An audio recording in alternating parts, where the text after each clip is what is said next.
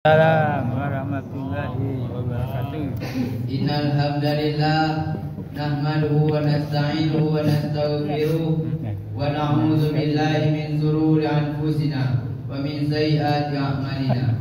May yahdihillahu fala mudilla lahu wa may yudlilhu fala hadiya lahu. Asyhadu an la ilaha illallah wa asyhadu anna sayyidana wa nabiyyana Muhammadan abduhu wa rasuluh. La nabiyya rasulah ba'da amma ba'du.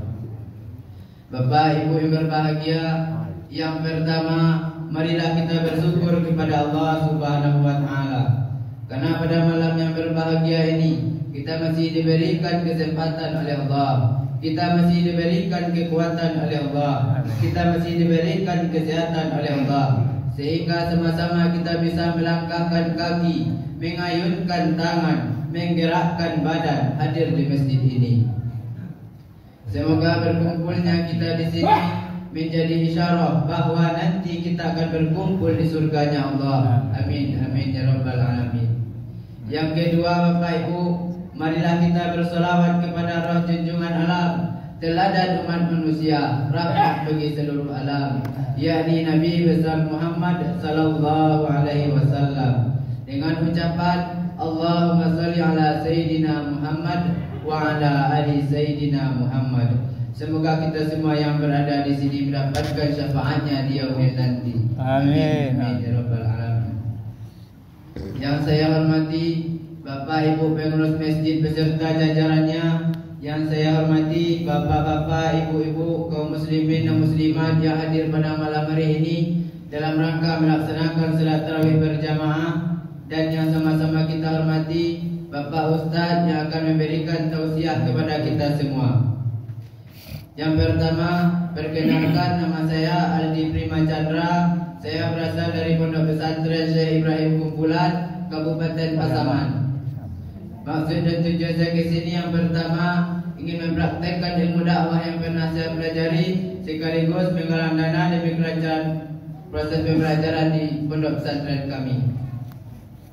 Pada kesempatan yang berbahagia ini, insyaallah saya akan sedikit berbagi tentang 5 perkara yang merusak pahala puasa.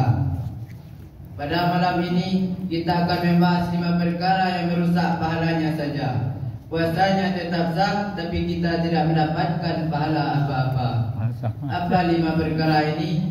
Dalam sebuah hadis dijelaskan, al-kazibu wal ghibatu wan namimatu wal yaminul kazibah wa nazaru bisyahwah.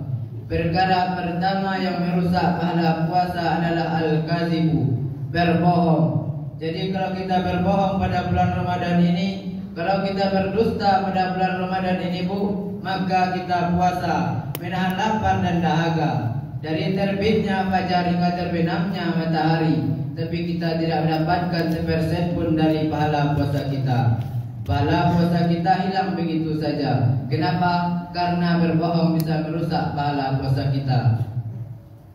Yang kedua, perkara yang merusak pahala puasa adalah an-namimah, adu domba. Adu domba zaman sekarang ini, Bu, Pak, adu domba bukan hanya sekedar dengan mulut.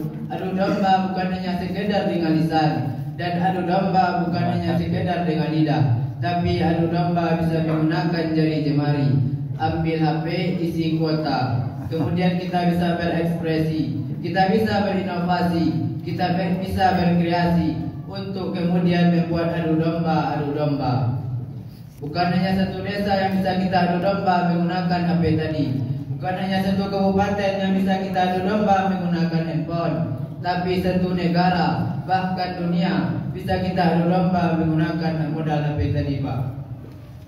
Maka zaman sekarang ini kita harus berhati-hati, jangan sampai kita mengadu domba atau terlibat sebagai pihak yang diadu domba. Dan kalau kita sempat mengadu domba, sekecil apapun itu bisa merusak pahala puasa kita.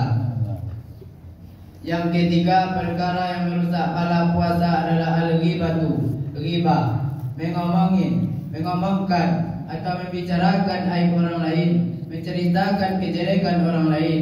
Ini luar biasa, Bapak Ibu. Zaman sekarang ini kita tengok televisi sedang gosip, sedang membicarakan aib orang lain. Kita tengok YouTube sedang mengumbar keburukan orang lain. Ini benar-benar harus kita hindari, Pak. Ini harus benar-benar kita hindari, Bu. Orang yang mengumbar dan orang yang mendengarkan umbaran tersebut, orang yang menggibah dan orang yang mendengarkan gibah tersebut sama saja. Maka jangan sampai kemudian kita terlibat dalam gibah menggibah ini. Apalagi di bulan puasa ini, Pak. Apalagi di bulan puasa ini, Bu. Pahala puasa kita terbuang percuma kalau kita masih menggibah. Lalu yang keempat, perkara yang merusak pahala puasa adalah bersumpah palsu. Bersumpah untuk menguntungkan pihak tertentu dan bersumpah untuk merugikan pihak tertentu, dan sumpahnya sumpah palsu. Nauzubillahi min dzalik. Perkara yang kelima yang merusak pahala puasa adalah memandang dengan syahwat, dengan nafsu. Zaman sekarang ini, mata ini luar biasa. Kata orang cuci mata, kata orang nyari vitamin mata. Lalu yang ditengok, nauzubillah, Facebook itu, Pak, Instagram itu, Pak, YouTube itu, Pak. Kalau kita bergunakan untuk mencari hal-hal yang dilarang oleh agama, ingin mencari perkara-perkara yang membuat dosa mata, luar biasa banyaknya, Pak. Luar biasa mudahnya, Pak. Maka kita harus benar-benar hati-hati dalam menjaga mata kita. Jangan sampai kemudian mata kita gunakan untuk maksiat. Allah ciptakan mata kita untuk melihat Al-Quran. Allah ciptakan mata kita untuk melihat tanda-tanda kebesarannya. Tapi kemudian kita gunakan untuk maksiat.